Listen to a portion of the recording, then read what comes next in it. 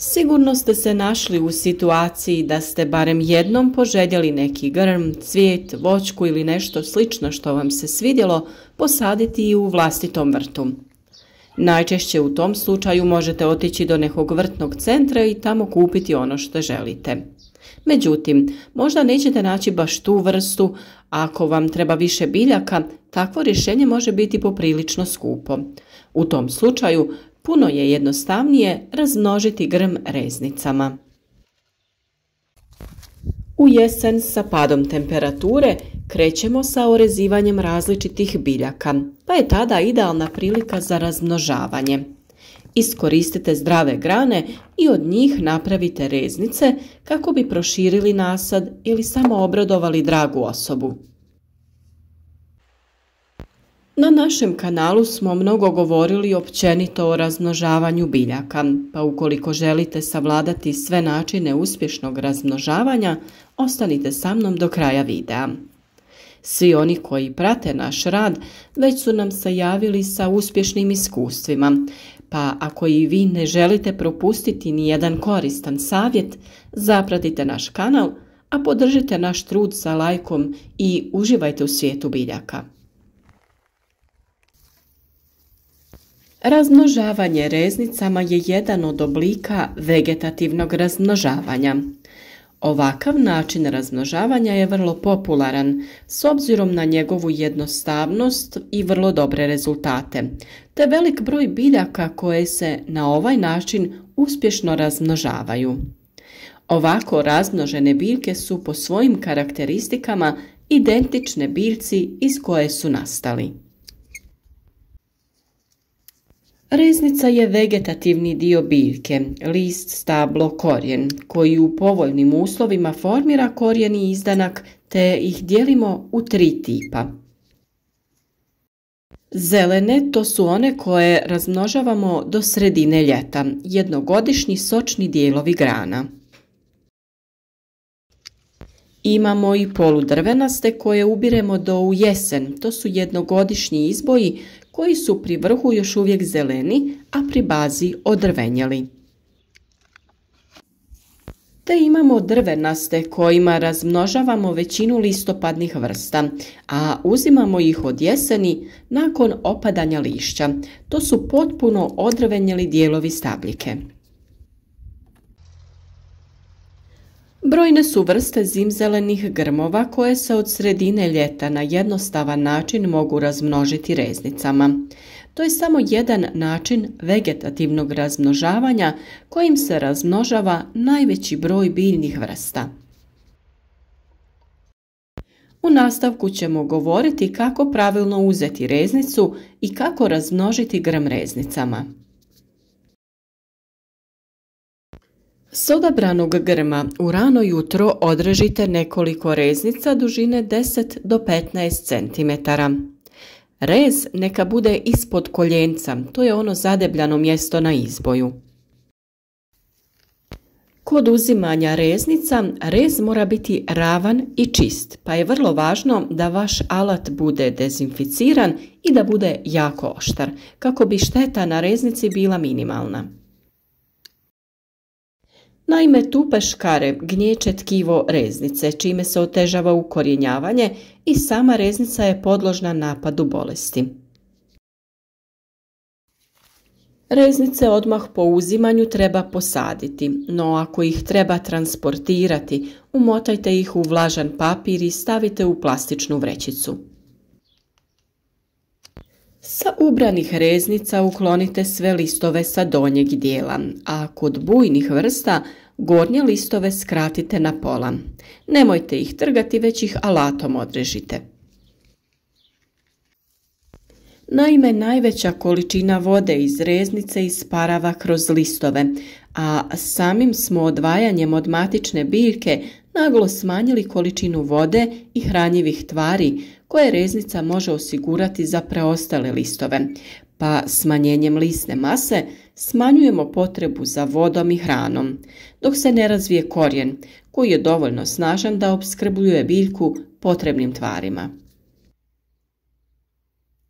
Kod crnogorice reznice ne režemo, već otkidamo zajedno sa komadićem starog drveta, takozvana reznica sa petom. Ako uzimamo reznice sa ruža, onda one moraju biti nešto duže i imati najmanje 3 do 4 okca.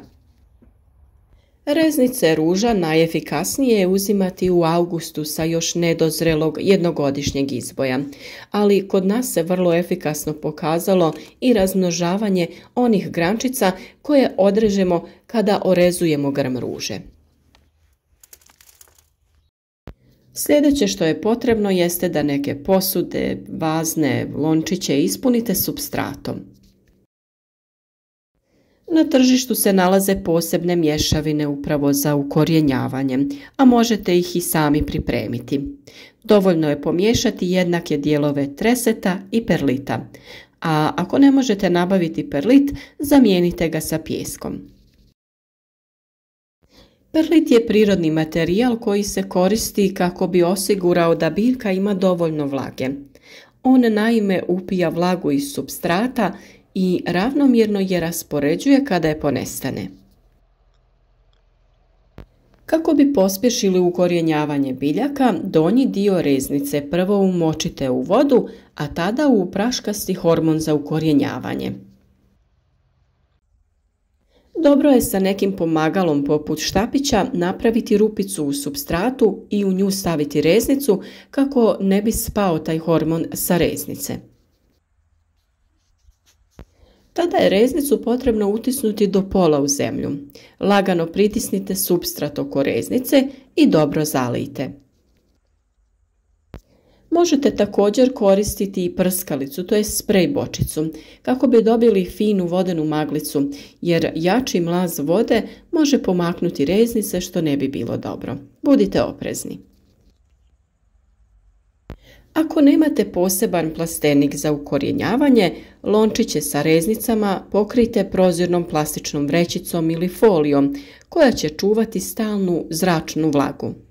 Kasnije vrećicu ili foliju povremeno skinite kako bi prozračili reznice. Na taj način ćete spriječiti njihovo truljenje. Kako ukorjenjavanje bude napredovalo, a to je vidljivo po rastu mladih listića. Vrećicu i foliju potpuno treba ukloniti kako bi se biljke polako privikavale na vanjske uslove. Kada su se reznice ukorijenile, mlade biljke presadite u pojedinačne veće posude u kojima će rasti još neko vrijeme do sadnje na stalno mjesto. Umjesto u supstrat reznice nekih biljaka poput hortenzije, lovor višnje, oleandera, bršljana i drugih možete staviti i samo u posudu sa vodom. Prednost ovog načina je što prije sadnje možete vidjeti koja reznica je pustila korijen, a koja je propala. Nedostatak je što je tako razvijen korijen vrlo nježan, pa morate biti oprezni kod sadnje. Postoji tu još nekoliko važnih napomena kako bi rezultati ovog načina razmnožavanja bili što uspješniji.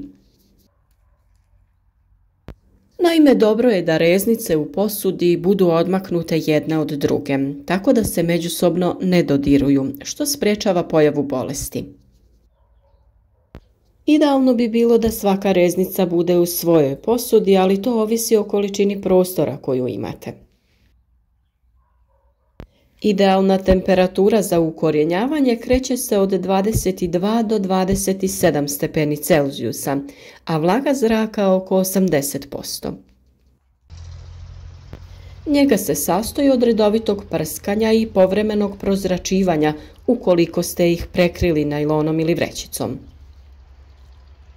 Tokom zime lončiće sa reznicama treba smjestiti u hladno klijalište ili staklenik, a dobro će poslužiti i neki negrijani hodnik, veranda i sl.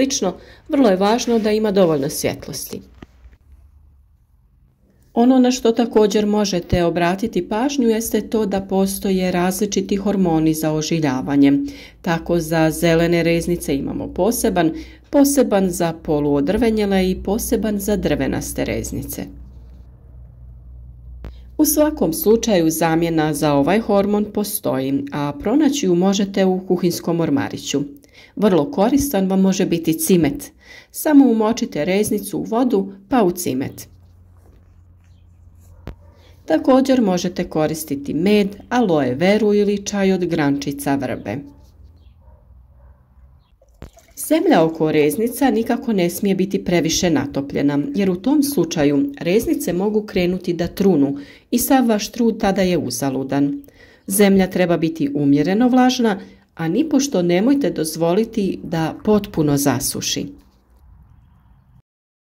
Neke će se vrste ukorijeniti za nekoliko sedmica, dok je nekima potrebno i nekoliko mjeseci. Ono što je važno jeste da budete strpljivi i da ne vadite reznice iz zemlje kako bi provjerili da li je biljka pustila korijenje. Ona će vam to dati do znanja sa kretanjem mladih listova. Ono što morate znati jeste da se vjerovatno sve reznice neće ukorijeniti, pa je preporuka da pripremite veći broj reznica od vaših potreba. Ukoliko se i dogodi da se sve reznice ukorijene, vjerujem da ćete im pronaći neko mjesto. A ukoliko to ne bude slučaj, svakako ćete imati lijep poklon za vaše prijatelje ili rodbinu. Ako je ovaj video bio koristan za vas, podijelite ga sa prijateljima na društvenim mrežama kako bi i oni imali korist od našeg rada.